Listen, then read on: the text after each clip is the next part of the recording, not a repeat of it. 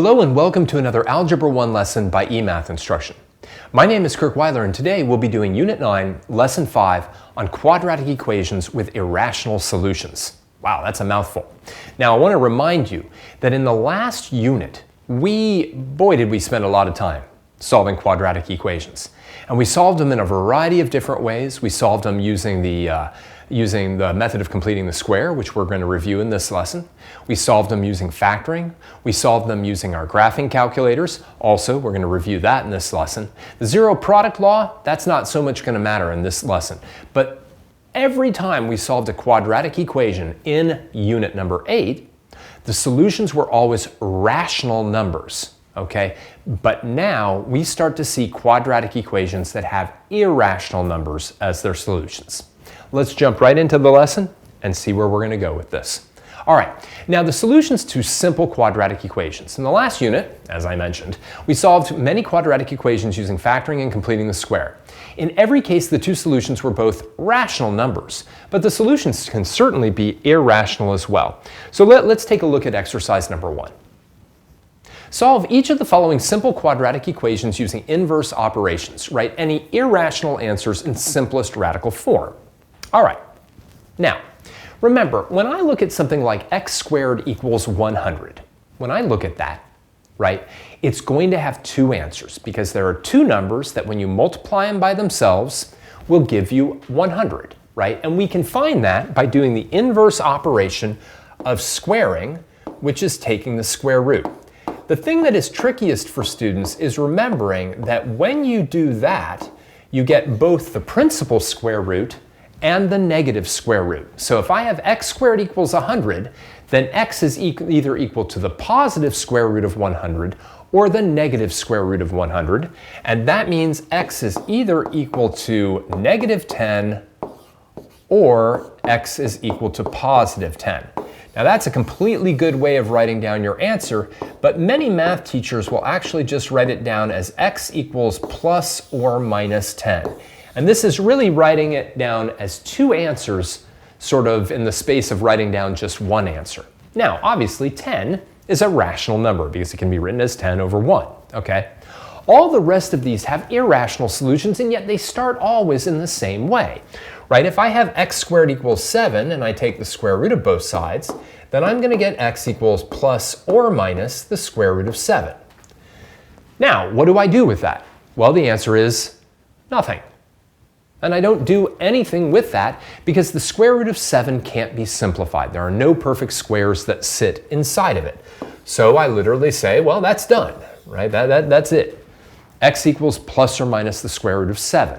Unlike 100, which is a perfect square, 7 is not a perfect square, so I can't do anything. Let's do one, though, where you can do something. X squared equals 20. When I start this, I take the square root of both sides. I get x equals plus or minus the square root of 20, which seems pretty darn similar to the last one, except now I can make the square root of 20 into the square root of 4 times the square root of 5. And I can simplify the square root of 4 to be 2. And I leave the square root of 5. So the solutions to that quadratic equation, that very simple one, are x equals plus or minus 2 times the square root of 5. Pause the video now and see if you can work out what the solutions are to that simple quadratic.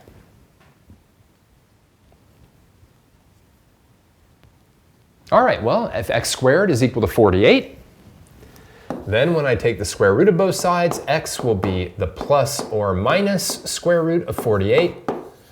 48, the largest perfect square that goes into it is 16. All right, I can simplify the square root of 16 into 4 and leave the 3. So I'll get x equals plus or minus 4 times the square root of 3. All right, now the fundamental key here, and this is something that we should really feel comfortable with from the last unit, is that the solutions to x squared equals a are x equals negative square root of a and x equals positive square root of a, or just x equals plus or minus the square root of a. All right? So we have to have that sense, right? That is where we begin, right? If I have something squared equals a number, then that thing is either the square root of that number or the negative square root of that number. Now, let's do some that are a little more complicated. We often have to do multiple operations to solve a quadratic equation. These operations can leave us with rational or irrational solutions. Of course, today is all about the irrational solutions. So let's take a look at exercise number 2. Consider the equation x minus 3 squared equals 11. Letter A, solve this equation using inverses. All right, so this really takes us back to the last unit, right? In the last unit, we talked about the fact that if we have something that looks like this, right? I've taken x, I've subtracted 3, I've squared it, and I get 11, right? Now to undo that, I'm going to take the square root, and then I'm going to add 3. So, literally, let's write down that equation again. So I get x minus 3 squared is equal to 11. First thing I'm going to do is take the square root of both sides. That's going to leave me x minus 3 equals plus or minus the square root of 11. All right, so far so good. Now, please note that 11 is not a perfect square. As well, 11 has no perfect squares other than the number 1 that divide into it. Other than number 1 are the factors of it. So I can't simplify the square root of 11. Now to finish this, of course, since I'm subtracting 3 from x, I want to add 3 to both sides. So I get x equals plus or minus square root of 11 plus 3. Now, I want to be very clear about something right now. This is a perfectly good way of leaving your answer. This is a very natural way of leaving your answer. But most of the time, for whatever reason, when you've got a square root, whether it's a positive or a negative square root, being either added or subtracted to a whole number, almost always that whole number gets written first. In other words, you will more likely see this written as 3 plus or minus the square root of 11 than you will like this. Now, again, they're the same answer because addition is commutative. So whether it's square root of 11 plus 3, or 3 plus the square root of 11, or negative square root of 11 plus 3, or 3 minus the square root of 11, those are the same answers. You can leave it this way, you can leave it this way. Our solutions for the homework will always be written in this way. Okay, so I'm just going to kind of get used to doing that, but both are just fine. Now, letter B, this is important. Why must both of these answers be irrational numbers? So I claim that there's two answers, right? Those two answers are x equals 3 plus square root of 11 and x equals 3 minus square root of 11. Why are these both irrational numbers? In other words, if I put them in my calculator and I worked them out, which we're going to do in letter C anyway, I would find decimals that never terminated and never repeated. Why is that? Pause the video now and see if you can answer it.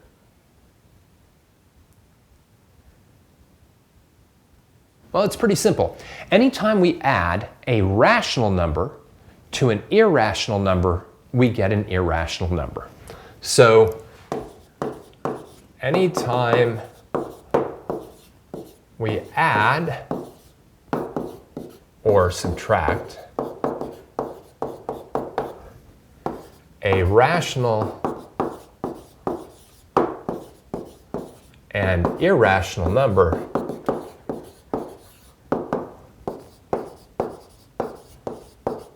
the result is irrational. So the number 3 is rational. The number square root of 11 is irrational. When we add those two together, we get an irrational number. End of story. All right. That being said, they are going to have some ugly decimals. So letter C. Write both answers as decimals accurate to 3 decimal places. Awesome. Well, this is just calculator work. Why don't you grab your calculators, type in 3 plus the square root of 11, get an answer. Type in 3 minus square root of 11, get an answer, right? And write down those decimals accurate to just 3 decimal places. We know that they're going to go on forever without repeating or terminating, so we can't write all the decimals. I'm just asking you to write down 3 of those decimals. Pause the video now and see what you get.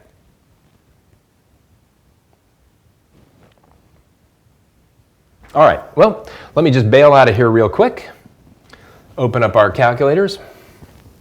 bring it up here, maybe make it a little bit bigger so that we can see what I'm doing. Right, so I've got 3 plus the square root of 11. All right, we'll get that down eventually, and then 3 minus the square root of 11. So those are our two answers, 6.3166, et cetera, right? You can, if you look at it closely, you can see that the decimals never terminate, never repeat. Same thing for 3 minus the square root of 11. All right. Now I just want them accurate to 3 decimal places, so I'm going to put this on my handheld only, keep it in front. All right, very, very tiny on the screen now, but I'm going to get 6.317 is one of them, and negative 0.317 as the other one. Okay, so there are my two answers rounded, right? I had to round because they're irrational numbers, so if I wanted them in decimal form, I'd have to round at some point. Now let's take a look at letter D. Solve the equation graphically using your calculator. Produce a sketch of your graph on the axes below. All right, let's remember how to solve an equation graphically. This is just, a great technique to know anyway. Now remember, our original equation was x minus 3 quantity squared equals 11.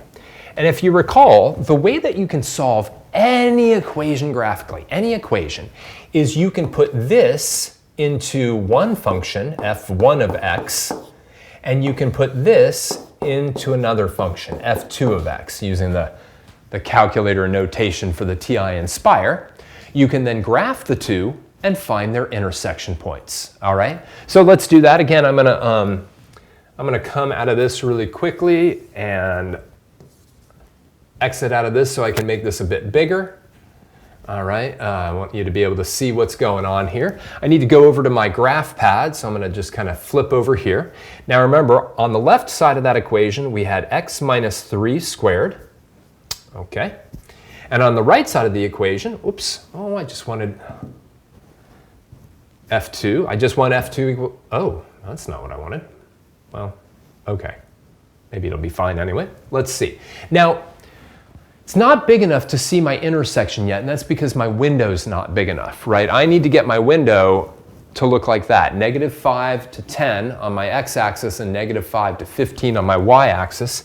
So let me open up my video, my menu here, and let's change my window settings. All right, I'm going to do negative 5 as my x-min. Let's try that again. All right, negative 5, use the down arrow whiler. Oh no, stop that. Whew, there we go, 10. Sometimes this thing can be a little sketchy on me. All right, there it is, great. Don't worry about the fact that it's f9 of x. I just apparently skipped f2 through f8. No big deal. Now what I want to do is I want to figure out the intersection point here and the intersection point here. And remember, it's just the x coordinates of those two intersection points. So if I do menu, analyze graph, and go to my intersect, right? I can move this little thing over here to the left, hit enter, move it to the right, hit enter, and I've got my intersection point. I'm going to find my other one right away. All right, so I'm going to go menu, analyze graph, intersection point. Let's do enter, then I'm going to slide it past, come on. Enter, and my intersection point.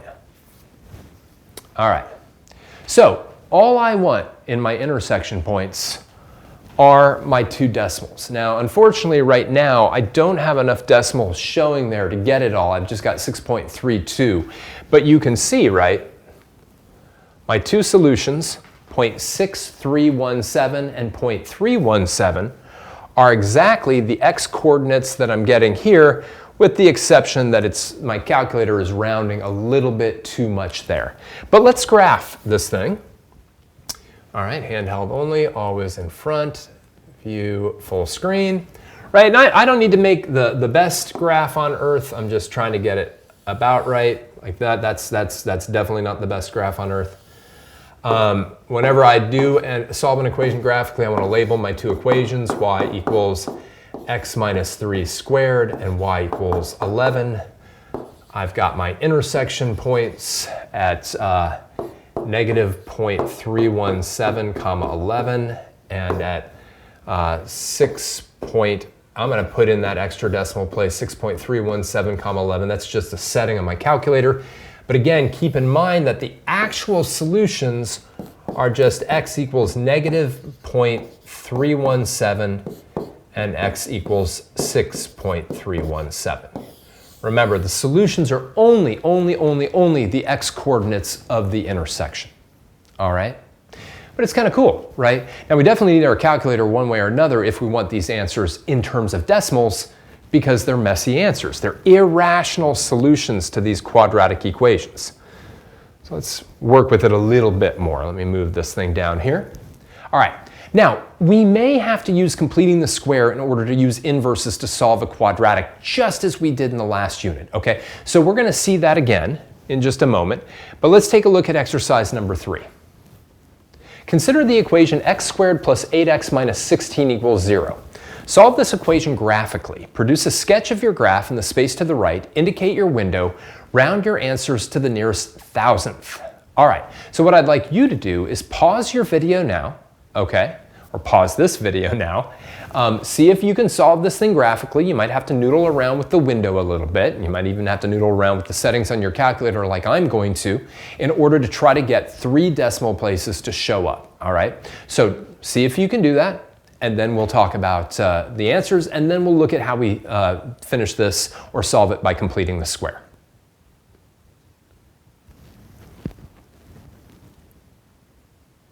All right, let's do it. Well, let me see if I can actually get this thing to properly operate on my calculator. X squared plus 8x minus 16. Let me exit out of here so we can go a little bit bigger. One thing I think I'm going to do is I'm just going to do a brand new document. So I'm going to go to File, New Document. I'm going to add a graph. But one thing I want to do real quick is I'm going to go into my settings, my sort of overall settings, document setting. Well, that looks right, float 12, so I'm not sure why I'm not getting all the decimals I need, but let's go back into our graph. f1 of x, I'm going to put that whole thing in, x squared plus 8x minus 16. So x squared minus 8x plus 16. Again, just make sure it's right. Nope, it should be plus 8x minus 16. That's why we check. Now, that's the only one I'm going to put in for right now. I'm going to use the 0 command to actually help me figure out what the solutions are. I could graph y equals 0 and find the intersection then between this graph and y equals 0. That's a great way to do it. But let me play around with the window a little bit. I feel like I should be able to see this parabola much better. So let me go to my menu, my window. My X window looks like it's more or less correct, although I think I'd like that to be maybe a little bit bigger. Maybe I'll go negative 12 there. Always hesitant on this. I feel like I really need to open this up a bit. Maybe negative 15 and 15. Let's see what we see now. I could still use to see a little more of that parabola. Menu, window. Window settings, I think we'll just maybe overshoot here, go to negative 30. Ugh. I just can't get it. One more. We'll go negative 40. There it is, finally, okay. I just wanted the whole parabola. That's all I wanted. I just wanted the whole parabola. And now what I want is I want to find this 0 and this 0. I just had to stick with it. I finally got it, right? So I'm going to go into my menu. I'm going to go into Analyze Graph. And this time what I'm going to use is the 0 command instead of the intersect command. Again, I'm using the 0 command because literally I'm looking for where this function is equal to 0, so why not? So I'm going to go into my 0 command. Let's find that one, oh, of course, menu. Let's try this again, Analyze Graph, 0 command. I'm going to go with that one on the left. Of course, my entire window is now different from what I had before, but enter. Enter, and I'm going to have negative 0.966 as one of my roots. Let me write that down here, negative 9.66. Sorry that I'm not getting those 3 decimal places. Not sure what's going on with that. And now let me go and do my menu. Go to Analyze Graph. Oh, actually, I bet it's right there. Oh, there it is. I found it. Float 3, I want float 4. Oh, there it is, 0.57. Technology. All right, menu, Analyze Graph, 0. Let's enter, enter. And my other 0 is at 1.657. Now I have no room for my graph, but we'll figure it out. Let's go to handheld only, always in front. Okay, so I just want to sketch a little graph here, that's all. All right, looks good. We'll just call this -40. We'll call this maybe +15. Maybe we'll go -15 here, and let's say +10. Right, my parabola, y equals x squared plus 8x minus 16. I have 1 0 here at -9.657. Another 0 at +1.657. Lots of work there, but at the end of the day, I finally have my 2 zeros. Let's write them down on our sheet right here. X equals -9.657 and +1.657. I even got it accurate to 3 decimal places. I don't know why the decimal on the graph has to be different than the decimal on the calculator, but it was. Anyway, so great. Solved it graphically. It took a little bit of time. Now, let's take a look and remember how to solve the equation by completing the square. All right, first things first, I'm going to put it down as x squared plus 8x minus 16 equals 0. Let's review how we do this process. First thing I'm going to do is I'm going to add 16 to both sides. I'm going to get my x squared and my x to the first all by itself. So I get x squared plus 8x is equal to 16. Now recall, at this point, what I do is I look at the linear coefficient, the 8, I take half of it, that's 4, I square it, that's 16, and I add it to both sides, right? So what I'm going to do is I'm going to get x squared plus 8x plus 16 is equal to 16 plus 16. So I get x squared, and then when I do that, I know that this is a perfect square trinomial. That's going to be x plus 4. Quantity squared is equal to 32. Now before we move on, right, keep in mind that I did all of this manipulation to get myself to a point, that was basically where I was starting in the last problem, right? I did all of that just to get to here, okay? Now what I can do is I can take the square root of both. Wow, that is one heck of a square root symbol. I can take the square root of both sides. That will give me x plus 4 is equal to plus or minus the square root of 32. I'm going to keep that x plus 4 here. I'm going to simplify this square root. That's going to be plus or minus the square root of 16 times the square root of 2. I'm going to keep that plus 4 still there. It's going to be plus or minus 4 times root 2. And now I'm going to subtract 4 from both sides. Again, just like in our last problem,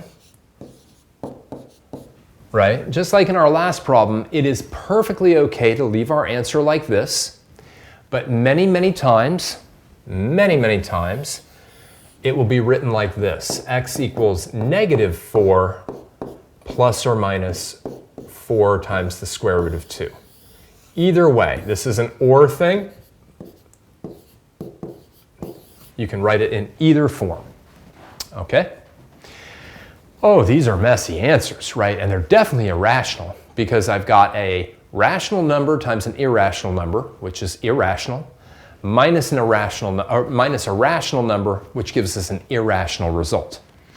Now, letter C, right? Verify that the answers you found in B match the ones you found in A, right?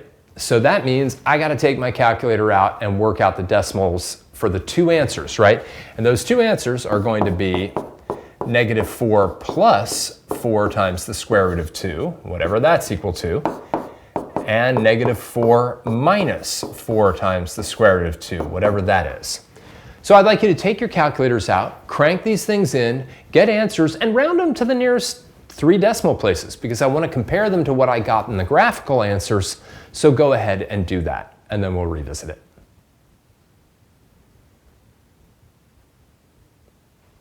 All right, let's do it. Again, I'm going to exit out of this real quick so I can make this a little bit bigger. Let's see, I want to do keypad. All right, now I have to get over here. There we go. I'm going to have negative 4 plus 4 times the square root of 2. That's one of my answers. 1.656. Well, and that's going to be that one, right? My 1.657, right, here. Just bring it up so that we can see these two, right? 1.6568 will get rounded to 1.6567, or 1.657, I apologize. And then we'll have negative 4 minus 4 times the square root of 2. That didn't work. Times the square root of 2, enter. And there is our negative 9.657, right? Let me just put these back on handheld only. Of course, you could have the calculator do the rounding for you. You'd have to then go in and like literally tell the whoops, that's not what I wanted. You'd have to go in and tell the calculator, always in front. There we go. You'd have to tell the calculator to round to 3 decimal places, but right now,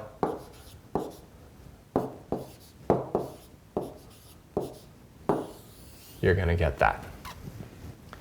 By the way, it's not going to be unusual.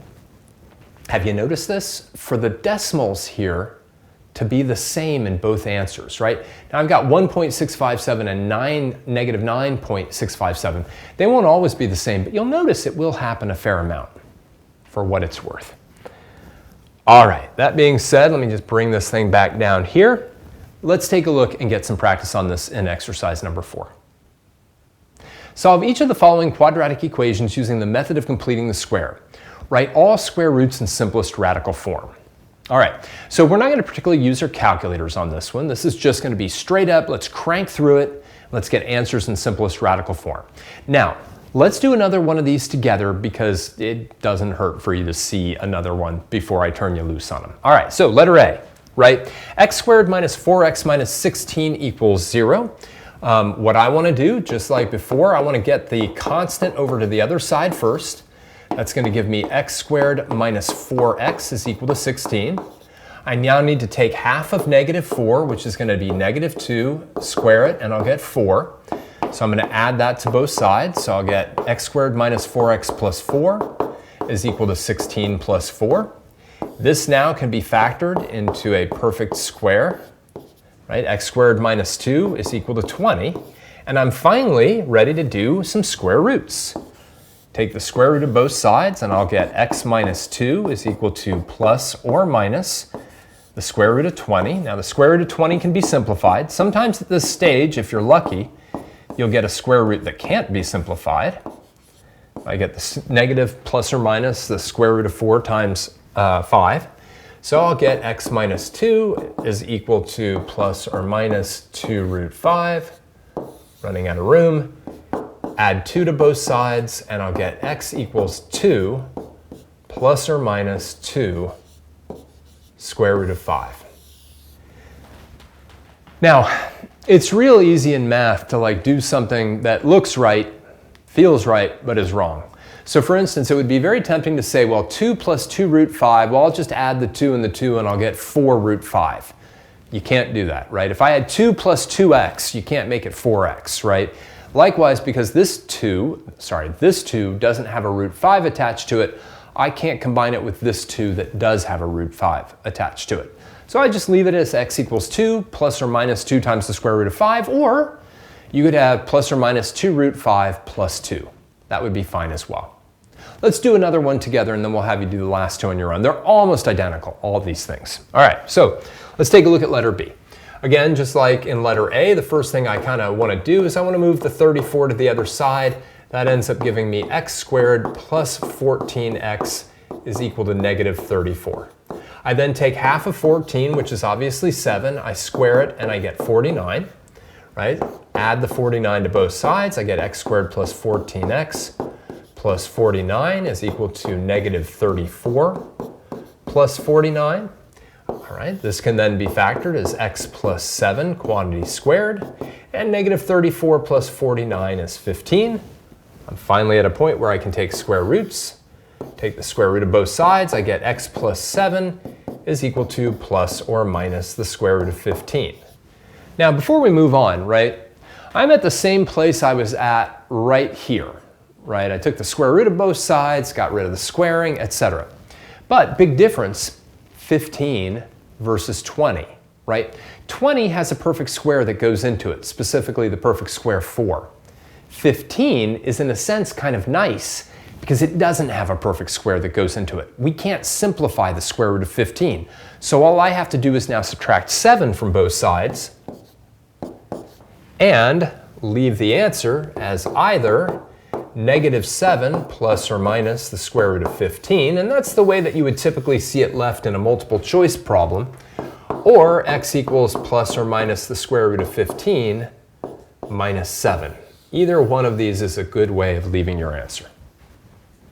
All right, what I'd like you to do now is pause the video and work through letter C and letter D. Remember, simplify square roots where you can and leave them where you can't. Pause the video now and see what you get.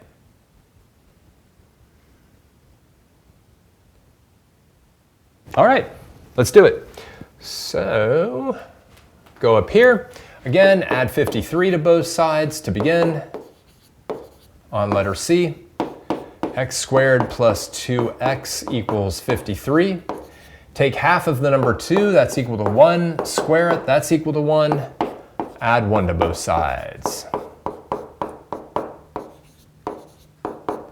All right, this now factors into x plus 1. See, you thought after the last unit we didn't have to do that anymore, but more completing the square, sorry. Take the square root of both sides. We'll get x plus 1 is equal to plus or minus the square root of 54.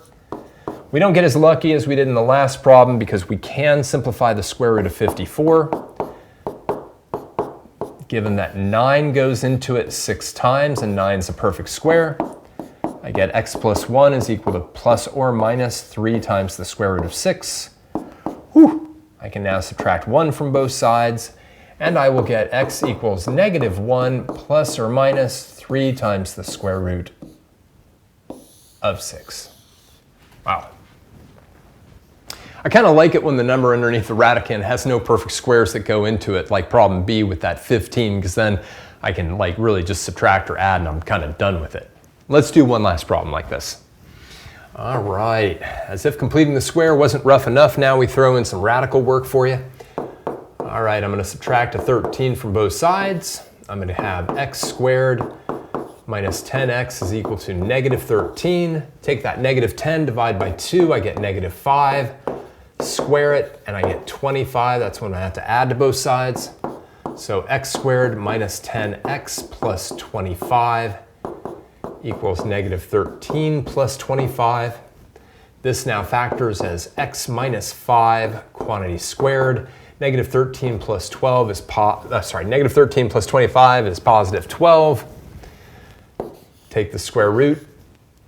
X minus 5 is equal to plus or minus the square root of 12. Unfortunately, the square root of 12 can be simplified.